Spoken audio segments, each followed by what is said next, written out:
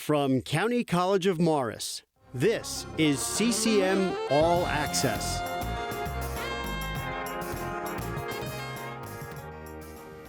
Hello, and welcome to CCM All Access, the program that brings you news and information from the County College of Morris. Students on campus, members of the community, people doing good things. I'm James Taylor, and joining us today is the Associate Director of our Media Center, Mr. Joe Schilp. How are you doing today? Very good, James. How are you? I'm good. So how long have you been at CCM? I came here about 11 years ago, just over 11 years ago, and was tasked with the goal of renovating the Media Center. We were told that had money and a budget, we were going to upgrade all the equipment and do some construction work around here. And we did that, and we started doing more production work, putting more content on YouTube, began streaming events, commencement, things like that. And then they tasked me with the AV department about 4 or 5 years ago, upgrading the technology in our meeting spaces, conference rooms. We've done a lot of that. And now we're working on upgrades to the auditorium audio system, installation of some video streaming equipment there, and other classroom spaces. We have some renovations coming up on campus, as well as some expansions, new building expansions. So we'll be doing some AV in there. We just opened up the, I point that way because that's where the building is, but the Advanced Manufacturing and Engineering Center. We did the AV in there with lecture capture cameras, live streaming. So all different new technology. We're trying to bring the college and education into the 21st century now that we're 23 years into it, right? Okay.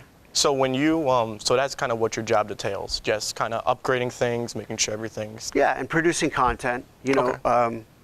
We're recording this, it's the day after Easter, so it's April 8th, 9th, something like that. And next month is May, so we'll be live streaming our nursing pinning ceremony, which we do every May. That's in mid-May. The day after that, we are streaming a press conference from the Engineering Center to announce a new program for veterans, which is going to be great. So if you're a veteran, we want you to watch that and take interest, because we're going to be doing some scholarship work and some, I guess, certificate programs for veterans. And then the week after that, we move all the equipment down to Menon Arena in Morristown. We'll be streaming our commencement ceremony, our annual commencement ceremony there. Okay. We do a 5-camera live stream with graphics, which is more advanced than some other schools do, because a lot of other schools do theirs at professional arenas and stadiums. Prior to working here, I worked at the Meadowlands Arena, and we used to do 7 commencements a year, which got quite boring after a while, but you know, you go through it, and because it costs a lot of money for them to do, they usually only do 2 or 3 cameras. So we do a 5-camera live stream. You know, we mix the audio for the house as well, and we have a big screen we rent so everyone in the arena can get a nice close look at the speakers, and the parents can get the students walking across the screen. So yeah, we have 3 streams coming up in May, a couple in June and July. So we do video production for the college, and then we also do technology upgrades and maintenance of equipment, campus events. There's a lot of events on campus in our Davidson rooms in the Student Center. We work with Campus Life and other groups that use the campus. So there's always something going on at CCM. So it seems like you guys are playful with everything. Yeah. Okay. So I know you mentioned something about upgrades to classrooms. Do you mind talking about that a little bit? Sure. You know, classroom tech used to be you roll a slide projector in a classroom and you run a film, and that's obviously, well, it goes back to when I was a student in the 1970s and 80s. But today we want the podiums to be interactive, that we're getting new projectors that are laser projectors, so we don't have to constantly keep relamping them. Like bulbs burn out after 200-300 hours of use. A good laser projector is supposed to last you 10 years. Wow. So yeah, so it'll have a much longer lifespan. We won't be spending money relamping. We'll be saving the money for the college. And our projectors are the old standard definition television. We want to go with the widescreen standard high def. Okay. So screens and projectors in the classroom. Yeah, upgrading that kind of technology. Okay. Would you say there's any other upgrades you guys are focusing on around campus, or are you just focused on that? We're, like I said, we're doing some audio work in the theater. We've activated the surround speakers, so you really get a good fill throughout the theater when you're in there for an event. The musical's coming up next week. I believe we're doing Scarlet Pimpernel. So if you're in the general public and you want to be entertained, come to see the Scarlet Pimpernel. We do our concerts there. So at the end of the semester, we have a dance concert, music concert, so different performances, performing arts. And then we do other conferences there, faculty conferences, staff conferences. We just had an event with the Sheriff's Department in there. So it's a better overall sound. Okay. So we're using the equipment better. We have some equipment we want to install to make it better. Some PTZ cameras, so it's streaming. So upgrading that. We also recently completed an upgrade of our campus planetarium. Okay. So refurbished the projectors, full new audio surround sound system, new microphone, just better equipment so our planetarium astronomer, who's been on the show, can do different groups that come in for shows, scout groups, summer camps, school trips. We do a lot of that type of programming in the planetarium. And then every other week we have programs that are Friday and Saturday nights that are open to the public. So anyone could come, you buy a ticket online, and you come to a planetarium show. They're educational, informative, and entertaining. For sure. That's Yeah. awesome. Well, how did you get into this, into communications? Well, I went to William Patterson College a long time ago. In fact, now it's William Patterson University. It was a college when I started there. I started as a business administration major and found myself getting into the college radio station, the concert committee. We used to do concerts there with, acts that are in the Hall of Fame, the Rock and Roll Hall of Fame now, like Cheap Trick and the Ramones and other bands. And I just realized I was more of a calm person. All of my friends are communication majors, and I really enjoyed radio, so I changed my major after my sophomore year. And we started doing sports production on television, William Patterson Sports, in 1988. We were probably the first all-student sports production crew doing sports live on television in the nation for any college. It's now standard. Every school does their sports. They live stream them, whether you're a Big Ten school like Rutgers or a smaller community college. Yeah. So I graduated with that degree. I stayed on for another year, helped build the radio station, and like I said, get the college TV sports program going. With the assistance of our engineers at the school, who were great mentors to the students. And then I went to work in the field of sports production in sports, video sports production. So I worked for the New Jersey Devils for 5 years, then went on to work at the Meadowlands Sports Complex, doing Giants games, soccer games, the Devils, the Nets used to play there, Seton Hall basketball, doing the video production for the scoreboard. So what you saw game entertainment-wise when you were at the game.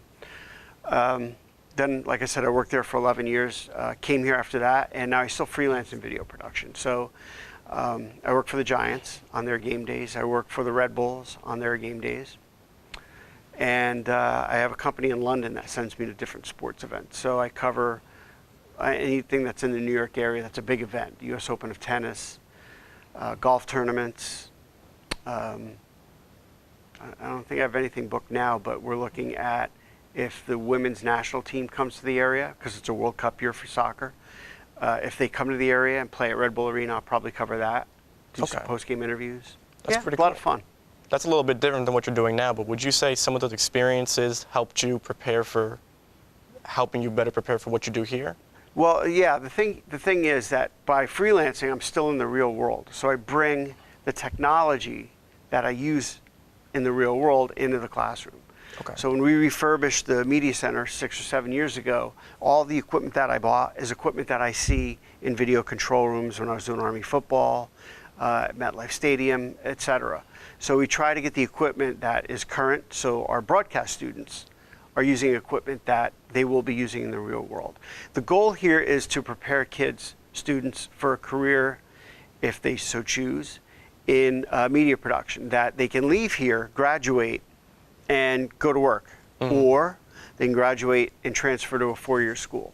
Okay. Either or, they can do whatever they want to do. So we have studio equipment, like the cameras we're recording the show on, with teleprompters and microphones, audio equipment for the studio. And then we have equipment that students can take out. They can take out camcorders, they can take out microphones like these, or what's called a boom microphone, where somebody holds the boom pole and the microphone records. And And we have standard handheld mics, so students can sign out any combination of audio equipment with video equipment. We're also looking into a grant to bring in DSLR cameras. Okay. Because when I cover like a press conference, like I'm wearing a PGA championship shirt, I covered that. I have my own personal equipment, so I bring a DSLR and a camcorder to every event I work. And so I see when there's a press conference, people have a standard news camera. About a third of the people covering, about a third have camcorders, video camcorders, professional grade, not the ones you have at home. Of course. And then a third will have DSLRs that record video. What can you explain what a DSLR is? Digital SLR camera. I don't know what SLR stands for. Okay. But I have one, and it records video, but simultaneously allows you to take pictures. Okay. So I can shoot video of, a golfer on the tee, and then also take pictures for myself, or social media, whatever. Okay. But yeah, I'll set it up. I'll plug the audio cable in. I'll record a press conference, and then I'll go out and shoot B-roll of, if it's a press conference for the NBA draft, I'll go shoot some fans at the NBA draft and shots of the athletes going up, and then shoot the press conference where they answer questions from the media. I take my memory card, which is about that big, and I pump it in my laptop, and I upload the footage to a file server in London. Okay. And then the footage gets used all over the world, which is what's amazing about video technology, right? When I was in school, you used tapes, videotape cassettes that were this big. You would record something, and there was no digitizing. If it had to go to TV in Europe, you would either upload it on a satellite, which cost a lot of money, right? Uploading footage, or you'd put it in a box and mail it there, and they would get it a couple days later, and then it would be on the news. Now it's on a memory card, you slap it in your laptop, you upload it, and they're using it instantaneously. And that's the technology we want here. We want students to have that technology so that they're really prepared for the real world. That makes sense. And Yeah. you've seen it firsthand. Yeah. Being in both worlds. It's an awesome, I gotta say I'm the luckiest man alive. My freelance work in video production is more like a hobby with a paycheck. Okay. Like I'm doing stuff I want to do, right? I'm at the golf course interviewing Tiger Woods, Phil Mickelson, the best players in the world, right? John Rahm just won the Masters yesterday. So I'm dating the show, which I know I shouldn't do, but so the greatest golfers in the world, I upload the footage and it gets used in, sports news stations all across Europe. Yeah, that's awesome. Yeah. Well, thank you for sharing. We'll get back on that after the break. Now we're going to take a break. Stay tuned, and we'll be right back. Choosing a college is a big, big, big deal. But I know I started right because CCM is in the top 2% of community colleges in the nation. And at County College of Morris, I get to choose from over 100 programs. Whether you're just out of high school, Like me. exploring career options, Like me. or seeking lifelong learning, Like me. make CCM your choice. Like me. Go big and visit ccm.edu and aspire to be you. Welcome back to CCM All Access. I'm James Taylor, and we're here with Mr. Joe Schilp. Welcome back. Thanks, good to be back. If we could circle back to the planetarium for a second, could you touch base a little bit more on that? Sure. So the college has always had a planetarium, and we renovated it probably about 15 to 18 years ago. But it's a computer system, and computers age and get older, and so it had become a little bit out of disrepair. So we went in there and like I said, we refurbished the projectors because really it's just a projection system. There's two projectors in the center that shoot up, they cross, and shoot the dome. Okay. So what you're seeing is essentially two projected images that have a border, but you set it up so it's seamless. And so we refurbished the projectors. We put in new audio system with new speakers, so it's a stronger, louder presentation, because essentially what you're seeing is a video, a film. It's created by numerous companies, create these programs, and then you essentially run an MPEG file or an MOV file, which is just a video file that's projected onto the screen through a projector. So it used to be, I don't even know what the thing was called, but it was a long thing in an old style planetarium that projected, and the astronomer would talk over the thing. And now you run a show, 20 minutes, 25 minutes, 30-minute show, and then the astronomer will show you some things that are current in the night sky, and then we'll talk a little bit and take questions. So our astronomer is excellent. He's been doing shows for, not here, but he's been doing shows for over 30 years. He's got over 30 years experience. He knows the system really well. He writes articles for a local New Jersey astronomy magazine. It's online. Okay. So he does a great job with the shows, but yeah, you see a 30-minute pre-produced show with video and images from the sky, and then he'll set things up on the dome. So renovating that was a big thing, and we used the COVID closure, I guess you could say, to really go through there and upgrade because nobody was on campus. So we're up and running again, doing shows, and it's great to bring kids back on campus and to help, because we're one of only a handful of planetariums in the whole state, right? There's one in Central Jersey, there's one in Jersey City, and then South Jersey, There's really not many at all. Yeah, I was a little bit surprised to know that we had one here, so that's definitely a very cool thing that ties into the campus. Yeah, it is. Like I said, you get kids on campus so they're aware that the campus is here. So, and we really do. That's one of the things that our president stresses, is that we're the community's college. We're simply not a school where you go to get a degree. We have programs for kids. We have a summer camp here in the summer. Like I said, the planetarium for youth groups and children of all ages, right? Yeah. So we do that, but then we do certificate programs, so you can upskill if you're already a worker. So we try to be a little bit of everything for the community, because that's primarily who funds us, right? Morris County taxpayers, state taxpayers, and tuition. Nobody lives here, so it's a commuter school. So we really want to serve the community well, and that's part of what the planetarium is for. Okay, well, that's an incredible mission to have. I know earlier we talked a little bit about your career and the different things you do. For aspiring communications majors that might be here at CCM, what kind of careers could they look forward to? A lot of people take classes, right? They think it's all about producing content in a TV studio. And that's not what it's about at all anymore. A lot of things are shot on location. So there's jobs doing remote work. There's jobs in news still. There's jobs in AV, right? Hotels, conference centers, all use audio and video. So learning about projection systems and networking is important. Learning a little bit about engineering is very important. If you're a student in school, you should always learn about engineering, because the most important skill you can have when you're out in the field doing production is troubleshooting. You need to be able to figure things out if something's not working right, because you might not have an engineer there with you and accessible to solve a problem. You need to be a problem solver. And one of the first golf tournaments I covered about 5 years ago, I was recording the press conference, and the person next to me had a DSLR. And I asked her, I said, are you a photographer or a video? She goes, actually, I was hired by New York Newsday as a photographer, but now they've got me doing photo and video. So having more than one skill is important, because it used to be you would learn how to do camera and you were a cameraman, or you'd learn how to do audio and you're an audio engineer, or you would learn how to do, technical director and you would operate the video switcher. But now you need to have all those skills, because companies are looking for people who can do multiple things. I said before, when we live stream our commencement, it's a 5-camera shoot.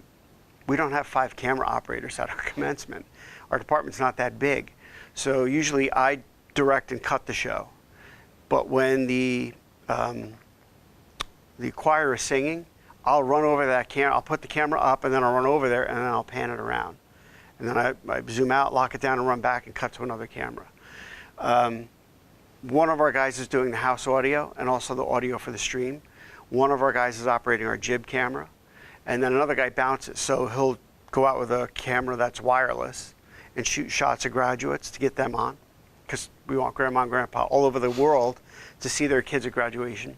And then when they're about to start lining up and walking across the stage to get their diploma, he'll run to that camera and frame it up nice so we're ready to go there. So we do a 5-camera shoot with only 3 camera operators, 1 audio engineer, and a director, technical director. Wow. So you need to have a diverse skill set. When we live stream the press conference we're going to do, we'll set up our video village in a classroom while the event is going out in the lobby, and I'll have the audio mixer here and the video switcher here and a computer here that has the PowerPoint slides that are going up on the monitor at the podium, and I'll mix the audio, and cut the cameras. So you're multitasking. And that's what people have to do nowadays. You have to develop multiple skills to be able to put yourself out there and do work. Of course. Well, it sounds like you need to kind of be a jack of all trades in the media field to kind of Yeah, and stay you really, the most important skill you could have is interpersonal communication skills, right? Because to do well on a job interview, you've got to be able to communicate. But then, if you do good work, you build your network, and people will hire you to freelance or to take a full-time job, so that you never really have to interview, right? We've seen your work, we like what you do, come work with us. And that's really, you know, they always say it's not what you know, it's who you know. That's the truth in this field.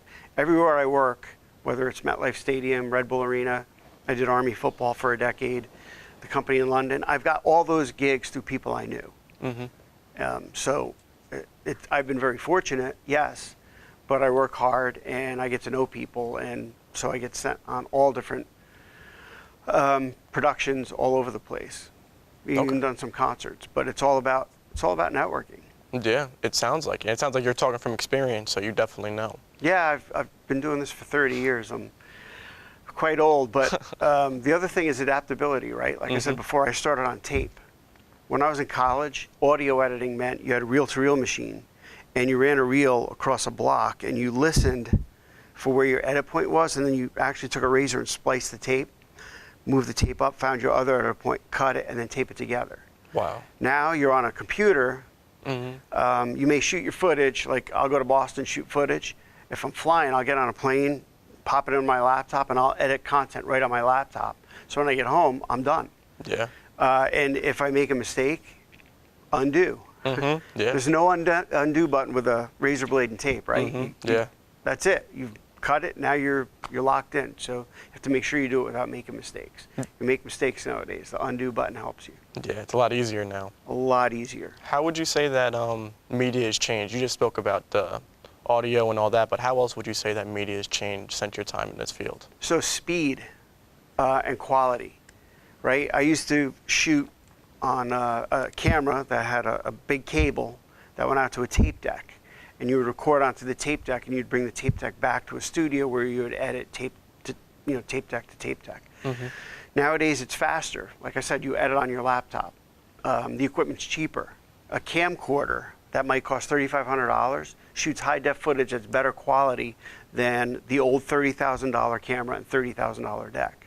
So for $3,500, you know, maybe $1,500 in audio equipment and cables, $1,800 for a decent gaming laptop that has good power behind it.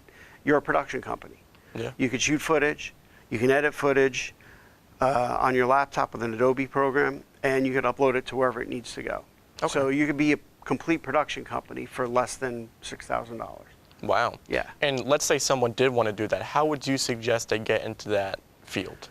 Well, first you need to work for somebody else and work on your skills. I can admit it now, but when I was in college, I saw an ad in the newspaper. A wedding photographer is looking for somebody to shoot video at weddings. So I applied for it, basically to work on my handheld camera skill and develop that.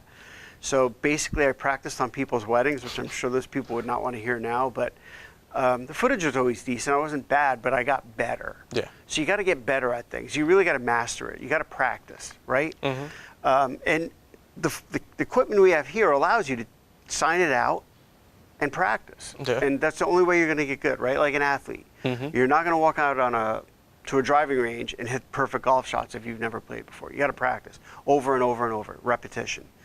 So, you know, if you're a student, no matter where you are, high school student who has a video production program, college student, you need to practice. You're not going to get good unless you do it often.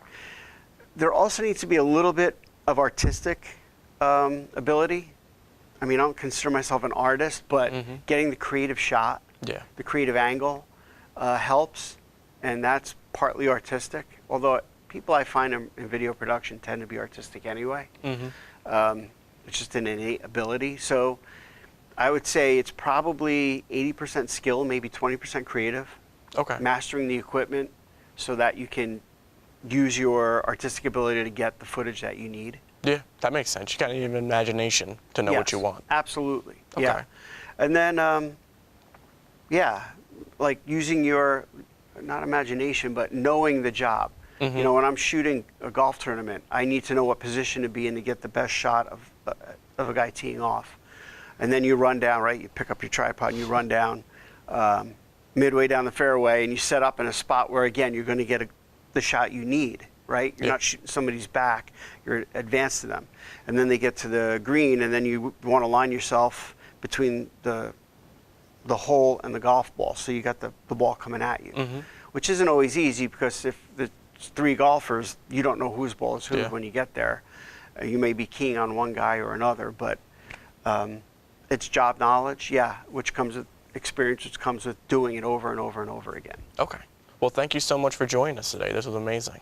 Thank you. Glad to be here. This has been another edition of CCM All Access. Thank you for tuning in, and we'll see you next time.